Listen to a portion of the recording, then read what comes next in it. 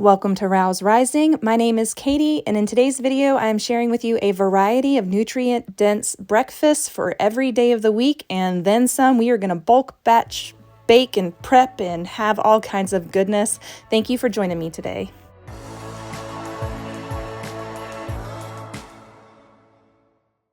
I've discovered something life-changing, and I'm going to share part of that with you in this video. Today's video is a meal prep video for my family of 7.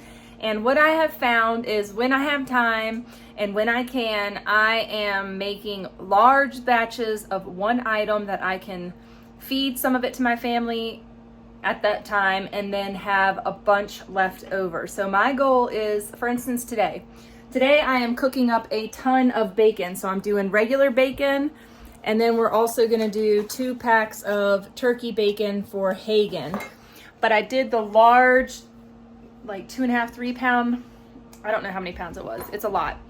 It ended up being 4 trays in the oven of bacon, and then we're gonna put this in Ziploc bags, put it in our freezer drawer, and then we can get out a couple of pieces for a sandwich or for breakfast or whatever to go along with breakfast, pancakes, whatever we have. I also have a lot of turkey sausages I cooked up a while back. I have a ton of sweet potatoes I cooked up, extra spaghetti, just like so many extra leftover items to meal prep throughout the week. Now, I'm not doing all of this on one day. I am picking 1 to 2 things a day that I can bulk batch prepare in advance, and I'm just on a rotation. And we just use through what we can, and then we just keep on going through, and then every day I bulk batch, make a huge batch of something else that we can eat for a couple of meals. That has been working out amazing. So I've got sides prepped, I've got raw veggies, raw fruits prepped, I've got proteins prepped, and that has made my first week, that has made our first week back to soccer so much easier. Instead of doing like a huge meal prep day, we are able to prep a few things each day in a large quantity so that we can feed our family.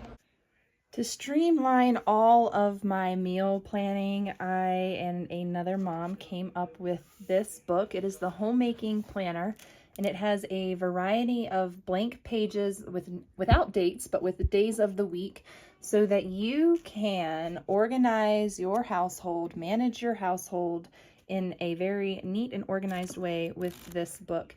This book has all sorts of pages for prayer lists. It's all a blank slate for you. We've got your budgets here in this book, as well as weekly meal plan. So I have planned out some of my meals already in this book.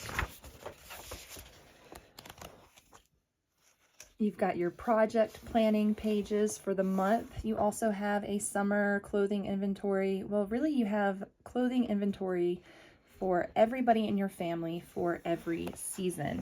It's all in one place so that you can easily find all of the things that you need. One great thing I love about this book is you have places to put in notes for dad or for substitute teacher. As well, in the very back of the book, we have garden planning logs and seed starting logs, all sorts of good information in here. You also have stock record for your homestead animals, and there's a whole section on emergency preparedness. So if you are interested in finding a book that encompasses so many things, it also tells you what to pack in emergency backpacks for every person in your family. This book has so many amazing resources in it. It also has daily Bible verses for you to read and a little bit of inspiration there. But I encourage you all to take a look at this book. I'm going to leave it linked down below. You can easily order it from Amazon. It is manufactured in the United States. And by purchasing one of these books, you help support 2 families that live in the U.S. And I appreciate you all checking this out and taking the time to look at it. And grab your homemaking planner linked down below in this video's description. First thing I'm going to do in this video is make a full freeze dryer full of yogurt melts. Yogurt melts are really simple to make. You just mix up your plain yogurt with whatever kind of jelly or jam. In this case, I'm using elderberry syrup, and I'm just loosely mixing it because I kind of like the swirly effect, or the effect that I get from making our yogurt drops this way. The yogurt drops are also really delicious if you use vanilla yogurt, and if you do plain vanilla yogurt, that is really good as well. But today I have this elderberry syrup, so I'm making elderberry yogurt drops, and I just put them into a Ziploc bag, nip the corner of the bag off, and then I have an easy way to dispense the yogurt drops onto my freeze dryer trays. The plain yogurt ones are much creamier, whereas the ones that I mixed with the elderberry syrup, they kind of are not as creamy because you kind of cut the fat with the elderberry, and they're still creamy, melty yogurt drops. But I found that using plain vanilla yogurt was very, very good as well. These can be stored for a very long time. You can use oxygen absorbers in a bag once these are done freeze drying. You can also store them into your glass mason jars. We're going to be using these as snacks for soccer season, during the soccer games and soccer practices for our toddlers. And we're going to be taking these on a camping trip with us. So for now, I'm just storing them in these glass jars. You can vacuum seal the jars to help preserve them longer, but these are going to be eaten up in the next few weeks. All right, this morning we're having oatmeal, and we put bananas in it, raisins in it, some real salt, and then we also put in coconut oil, and then for the kids that like it, they put butter on top as well in their oatmeal, because butter is yummy in oatmeal. Torsten, do you want butter? No. And then we're also going to have some blueberries on top, and I'm probably going to add some cinnamon and maple syrup or sugar to this. We've got bananas and good stuff.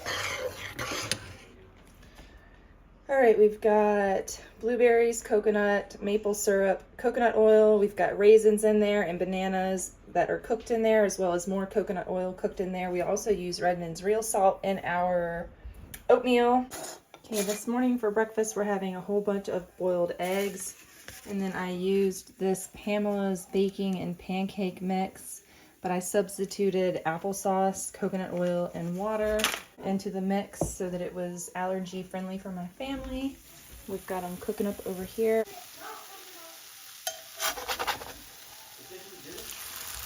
Not quite done yet.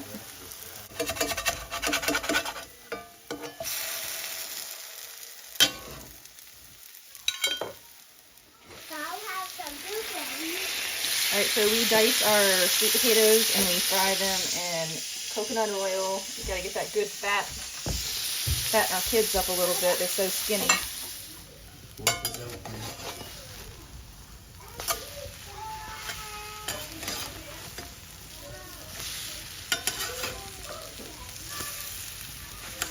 SEND.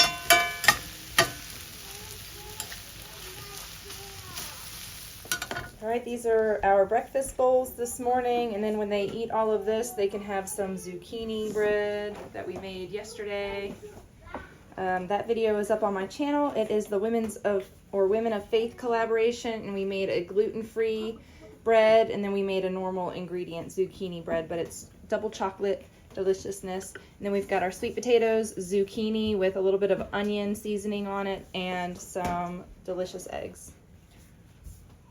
I may or may not end up showing you the final product, but this is kind of what we're doing for breakfast today.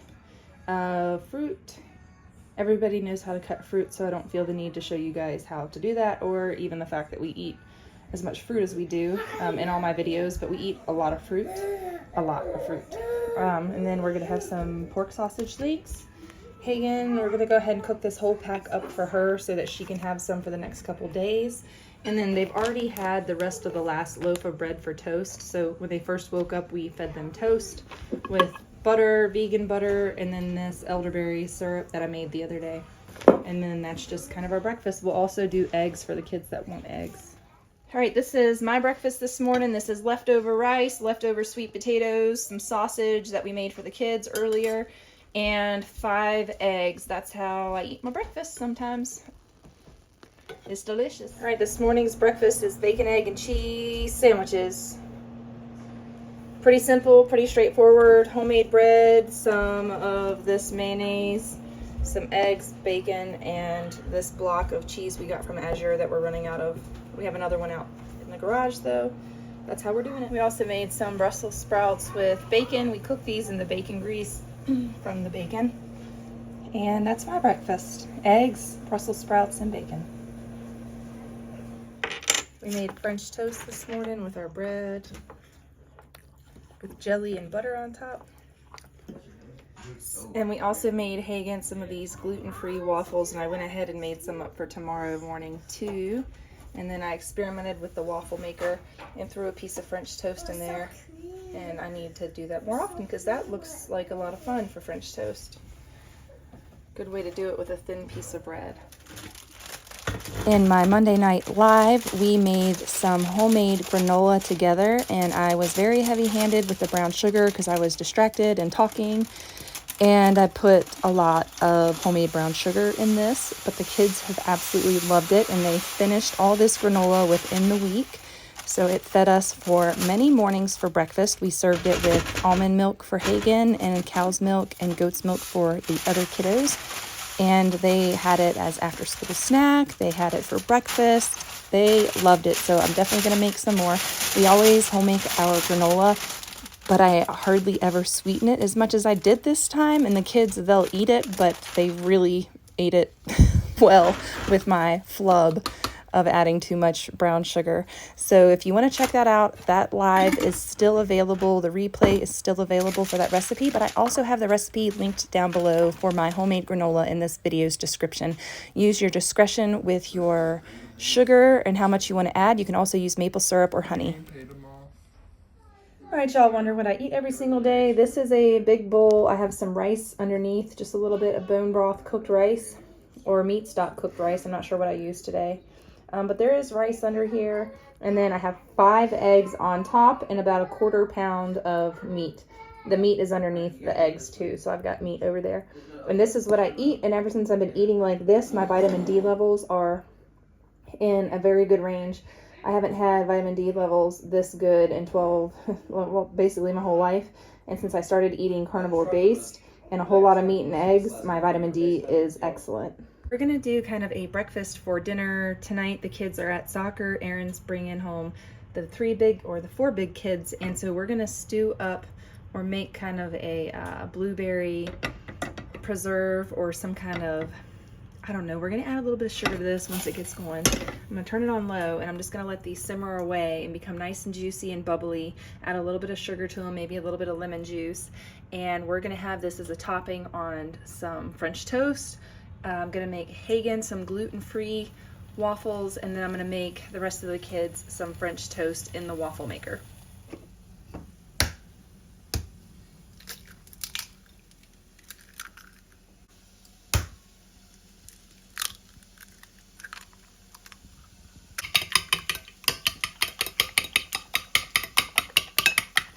All right, I'm going to add up just a little bit of water to get these going so they don't burn on the bottom, and I'm going to cover this with a lid for a little bit.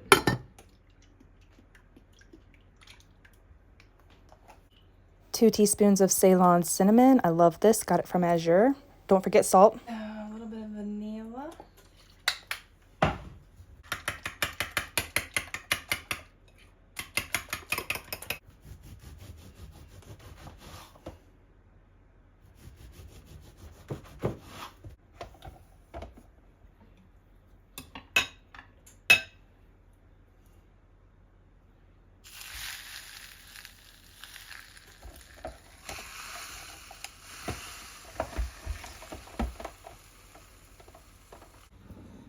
I'm going to add a little bit of elderberry syrup to them. This has a lot of sugar in it.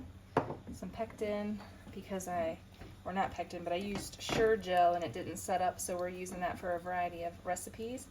And these will be one of them. We'll just reduce those down to a syrup.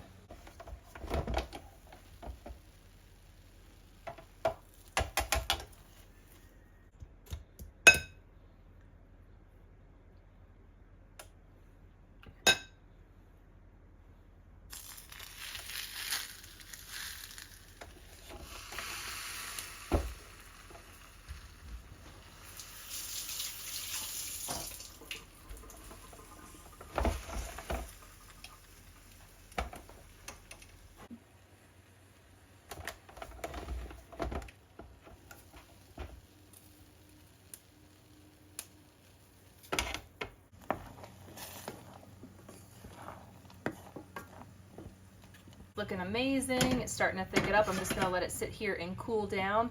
And then by the time the kids get home, they'll have these waffles. I have one more in there, and then I need to clean it. I need to get all this cleaned up, and I'm gonna make the, gosh, it's all over here, the gluten-free, dairy-free. I've got to do some coconut oil and get out some banana or some flax to make a flax egg, but I'm going to be using up this, and I'm going to open up another bag of gluten-free muffin, waffle, all-in-one baking mix.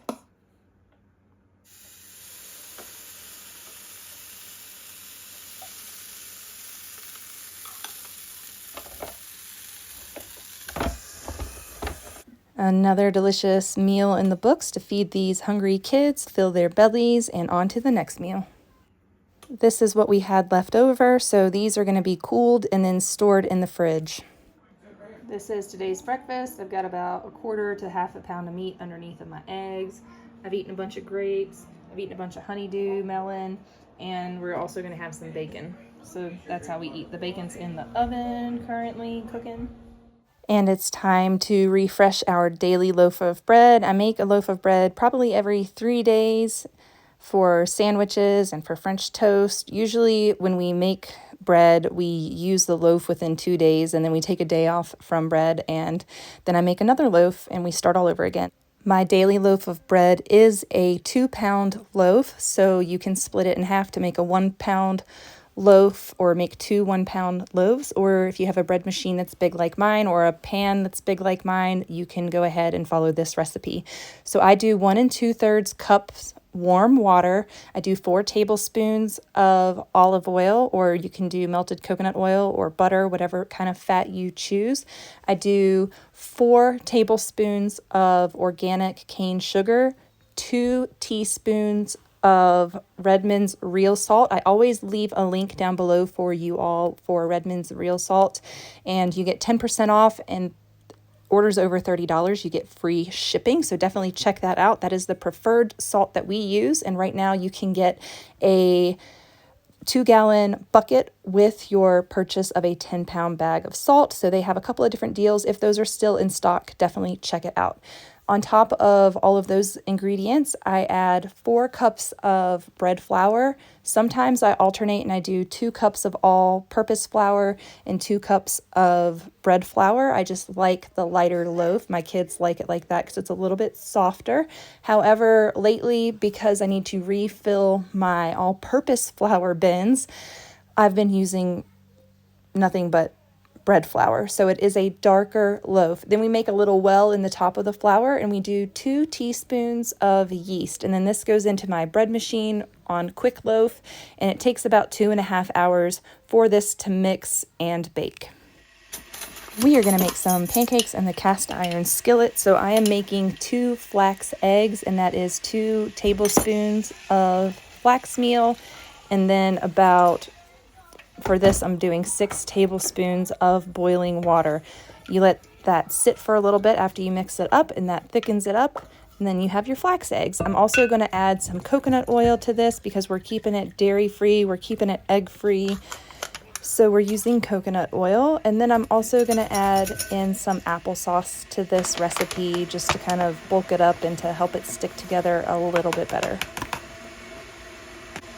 This is a leftover bag of pumpkin spice pancake waffle mix. It is paleo, and I added water to it, and then I'm going to add some of my 1-to-1 gluten-free flour to this as well. I'm going to add some baking powder, we're going to add some vanilla, we're going to add some cinnamon to it, and off camera I think I added a pinch of salt somewhere in there. We're going to mix this up, and I'm going to keep adding water until I get it to the right consistency. So don't be afraid to bulk things up and to add things up outside of the recipe that the bag calls for. Just experiment and see what you come up with. And I added a little bit more water to get these to where I could dollop them into my pan and spread them out a little bit. They were probably still a little bit too thick. Definitely could have used some more water or almond milk, whatever you have on hand. And I'm just going to go ahead and cook up this whole batch of pancakes for Miss Hagen so that we can have easy breakfasts for her, pre-prepared.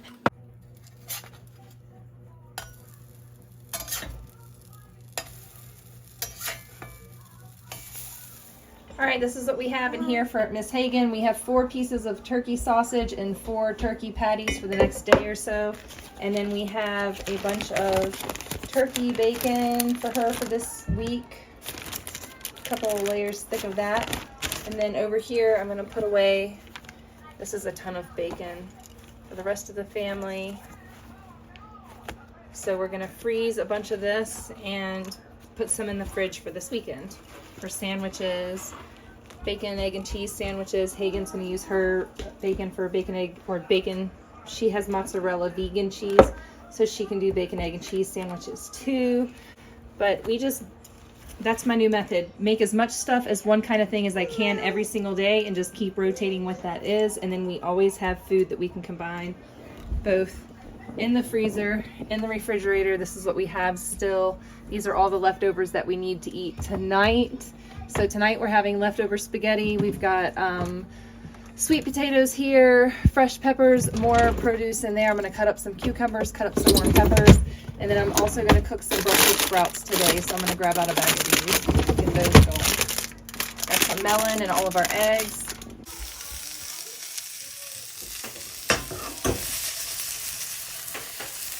Soccer practice tonight right after school, so we've got paleo gluten-free pancakes with 2 pieces of turkey bacon. Same thing, paleo pancakes with pork bacon. So these are for Riker and Torsten and Hagen. 4 bananas because Annika's already eaten, and 4 oranges. This is just their after school soccer snack. And then of course we've got all the leftovers for dinner, plus we've got the Brussels sprouts I just made, and the usual mac and cheese, pasta, potatoes, and all the rest of the stuff in there.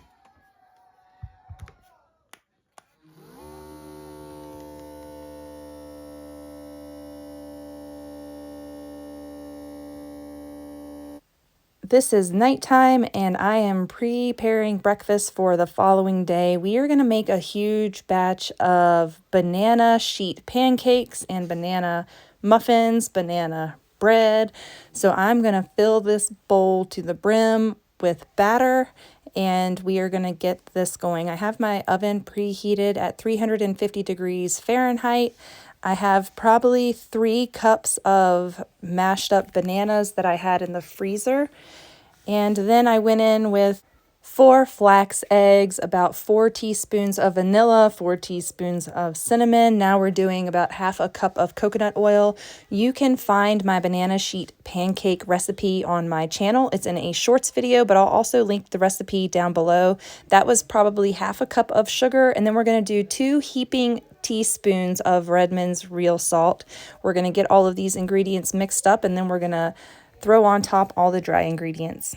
This recipe does call for milk, but I'm just going to use water in it and it works just the same. It turns out beautifully. So if you don't have milk, or if you want to substitute or make it dairy free, you can do that. I'm going in with about a cup of oats. These are old-fashioned rolled oats, and that's just going to bulk this recipe up a little bit. And again, I am going to be adding some vanilla coconut milk to this instead of using water. I just remembered that. And this is about 4 cups. I end up using the whole entire carton, but I just start out with a little bit just to get it all mixed in, and then I'm going to add some more once I add my flour and I realize, oops, I didn't have enough liquid in this. It needs a little bit more. So I'm going to put in 6 cups of all-purpose flour from my large bulk bucket because I still need to refill all of my flour bins that I have underneath of this work surface right here. So we're just going to use the giant bucket for now. I definitely should have started out with 4 cups of flour and gotten that mixed in, but you know me, I'm just a little bit an overachiever perhaps. I'm going in with 2 heaping tablespoons of baking powder, and then I'm going to try to get all this mess mixed up. Definitely should have used my huge gigantic mixing bowl, and I knew that when I grabbed this bowl. I was like, I'm going to regret this. I definitely need to use my huge stainless steel mixing bowl that I love so much. But alas, here we are with a giant mess in this bowl. I need to add more liquid. I need to get it mixed up. So here we go. I'm also going to be folding in some carob chips into this mix just to add a little bit of, tasty goodness in there for the kids. They really enjoy that extra surprise in their sheet pancakes, in their muffins. Fold this in, and then I'm going to pour about half of that onto this large pan, and I'm always prepared with extra vessels for all the batter. So this is not an exact science. However, my actual recipe that I share with you on my channel is more of an exact science.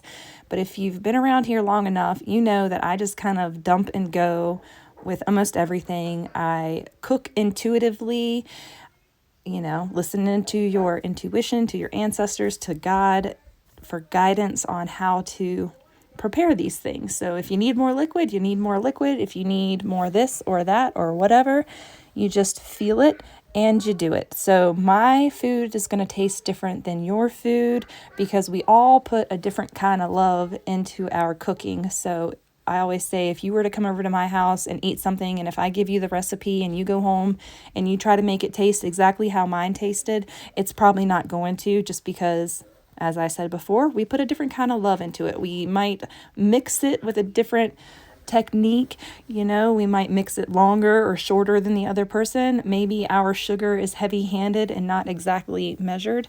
So you just have to go with the flow and know that if it's edible, you're still nourishing yourself and you're still filling your family's bellies with delicious, nutritional food. Here we go into our oven at 350 degrees Fahrenheit, and the sheet pancake, if it's cooking in there alone, will cook for 20 to 25 minutes. That's enough time, but I'm actually overloading my oven on this night when I'm preparing all of these, and I'm going to put everything in there. I've got my double rack, and they should have been spaced out a little more. I should have rotated things around, but I didn't, and we put all of this in there as I got it served up in its different vessels, and let everything cook in there until it was done. So you just do the the toothpick check and make sure it's cooked all the way through.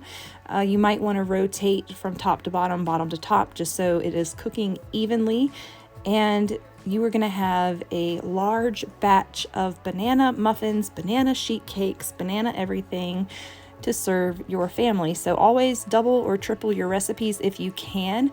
These freeze up great. And so what I do is, after these were completely cooled, I put them into a Ziploc bag. I suck all the air out of the bag, and then I pop them into the freezer. These are going with us on a camping trip, so that's why I'm making a bunch extra. You all know when we go on our trips, I like to home make as much food as I possibly can to feed our kiddos.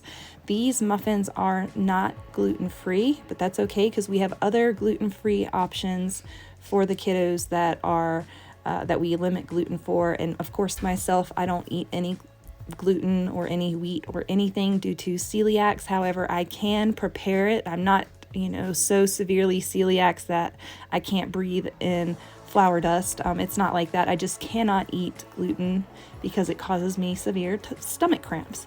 So I'm still able to prepare my family these kinds of foods, which makes me happy and makes them very happy.